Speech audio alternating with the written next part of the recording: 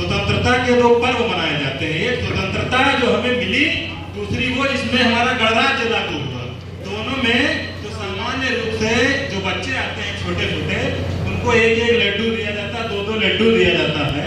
तो इसका पैसा सरकार देती है, माननीय पंचायत निधि से आता है। इसका जवाब दीजिए। मैं अगला क्वेश्चन फिर पूछना चाहूँगा, ये अपनी निधि से देते हैं या इसका कोई प्रावधान नहीं होता है पैसों का, किस रूप में आएगा? हमारे विद्यालय प्रबंध समिति में जो पैसा आता है उसमें से टीचर व्यवस्था करते हैं। जी, विद्यालय प्रबंध समिति जैसे अन्य भी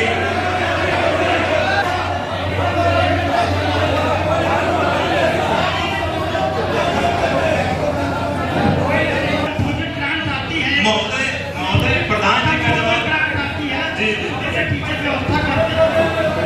प्रधान जी का जवाब है, अभी मैं दे दूंगा, प्रधान जी बताएंगे। लेकिन हर एक पंचायत में लगभग 6 पंचायत सदस्य दुर्भाग्य से क्या समझ लीजिए सरकार की किसी विशेष नीति के तहत उनका भी चुनाव होता है। और मैं जिस ग्राम पंचायत पड़री से आया हूँ, जितना क्षेत्र ग्राम पंचायत का है उतना ही क्षेत्र पंचायत का है। तो जो सदस्य होते हैं, माननीय सदस्य भी, हम लोग को बताया गया कि बच्चे भेजिए। क्या कभी, मैंने पिछली मीटिंग में भी कहा था, मैडम आई थी, कि कभी दोयम दर्जे के जनप्रतिनिधि है ना समझा जाए, उस पर क्या कार्रवाई कोई की गई? कोई लेटर किसी विद्यालय को भेजा गया कि जो पंचायत के दूसरे सदस्य हैं उनको भी बुला लिया जाए, क्या कार्रवाई हुई? ऐसी मांग है तो हम उसमें विचार करते हुए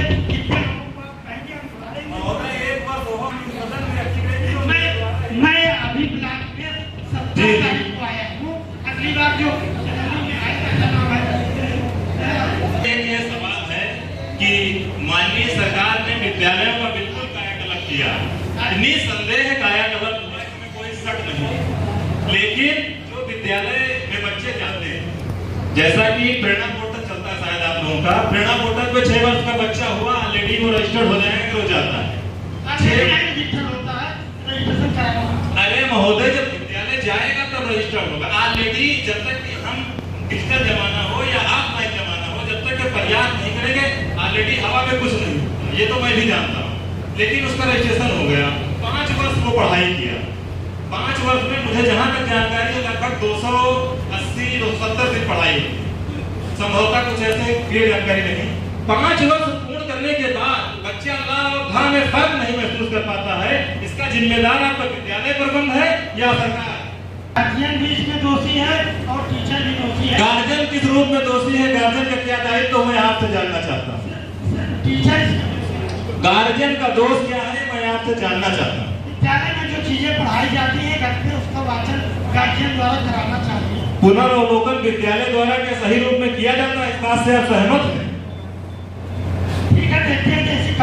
जब विद्यालय में कोई बात पढ़ाई जाती है, पुनर्वलोकन पुनर्विलोकन की व्यवस्था से दावा कर सकता हूँ। हमारे विकास खंड में जितने विद्यालय हैं, आप चलिए, माननीय सदस्य में से कोई 10 लोग चले, जिस बच्चे का अभी इस वर्ष में 25-26 में रजिस्ट्रेशन हुआ हो 6 में, उससे पूछा जाए तो वो नहीं बता पाएगा। अब तमाम ऐसी बेसिक चीजें, तो ये इसका जिम्मेदार सरकार नहीं है, इसके जिम्मे अभी यहाँ बात हुई कि विद्यालयों में भेजा जाए।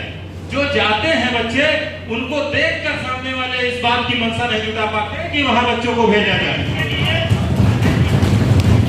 विद्यालय में बच्चों की निरंतर उपस्थित होना ज्यादा नहीं, उसकी जो प्रतिशत निरंतर उपस्थित होगा विद्यालय में, उसका पढ़ाई होंगे तो पर डे उनकी हाजिरी चढ़ती है, उपस्थिति का सवाल ही नहीं पैदा होता है इसमें। ऐसा नहीं है। अभी विद्यालय देखा जाए तो प्रतिशत दर्ज की जाती है। तो मेरा ये अनुरोध है, ज्यादा लंबी बात हो जाएगी, मैं खुद तक जाना नहीं चाहता।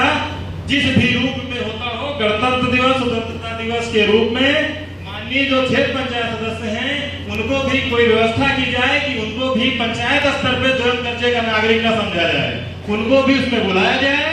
क्योंकि बात लड्डू की नहीं होती है, बात सम्मान की होती है। अगर कोई जानता नहीं कि ये माननीय सदस्य हैं, प्रधान जी बता रहे, जब प्रधान जी उसका कायाकल्प में उनका सहयोग रहता है, पर डे जो उनका भोजन जाता है उसमें सहयोग रहता है। जब उनको दूसरे विचारधारा से मामला बन जाता है, क्षेत्र पंचायत अगर चला जाए, कुछ कह दे, तो उसके बारे में क्या होगा तो ईश्वर को ही मालूम है, इंसान नहीं बता सकता। तो मेरा ये अनुरोध है कि 1 साल बीत जाने के बाद भी मेरी बात पर कोई कार्रवाई नहीं हुई, इस पे एक लेटर बनाया जाए।